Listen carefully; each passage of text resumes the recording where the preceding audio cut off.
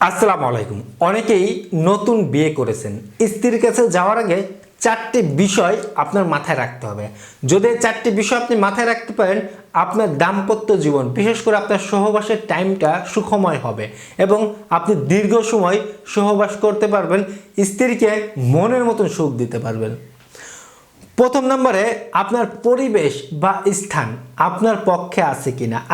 আমি যা বলতে চাই যে আপনি যেখানে সহবাসে যাচ্ছেন সেই জায়গাটা আপনার নীরব কিনা, সেই জায়গাটা আপনার মানসিকতার সাথে যাচ্ছে কিনা, নাকি আপনার ভালো লাগছে না, বা আপনার এই পরিবেশটা মনে হচ্ছে যে আপনার সাথে যাচ্ছে না, বা আপনার এই বিছানাটা আপনার সাথে যাচ্ছে না, বা আপনার রুমটা আপনার সাথে যাচ্ছে না, বা আশেপাশে অনেক হইচই রয়েছে।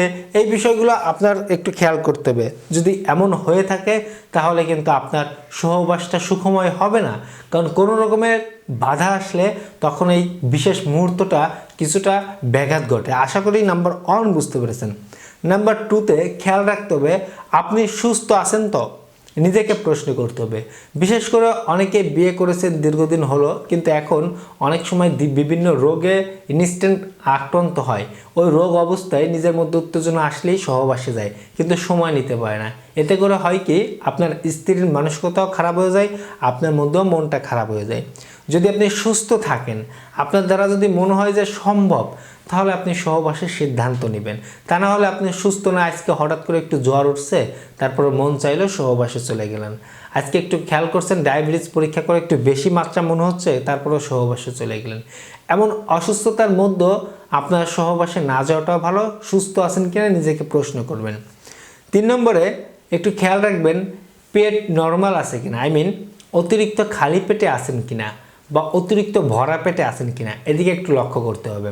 আপনার পেট যদি নর্মাল থাকে তাহলে আপনি সহবাসে যাবেন। অতিরিক্ত খালি বা ভরা পেট উভয় আমাদের স্বাস্থ্যের জন্য ক্ষতিকর। আশা করি এই বিষয়টা আপনি বুঝতে পেরেছেন।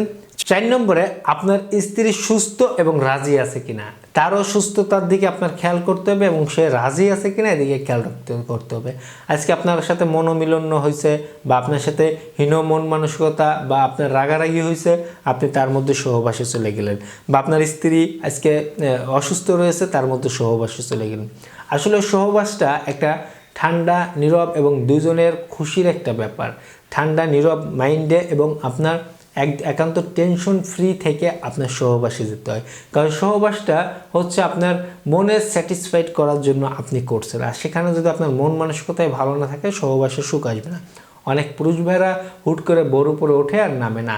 আপনার একজন মেয়েকে পর্যাপ্ত পরিমাণে ফোর প্লে করতে হবে, বিভিন্ন জায়গায় আদর করতে হবে, বিভিন্ন জায়গায় বিভিন্ন স্টাইলে আদর করতে হবে, এতে করে একজন মেয়ে পরিপূর্ণ সুখ পাবে।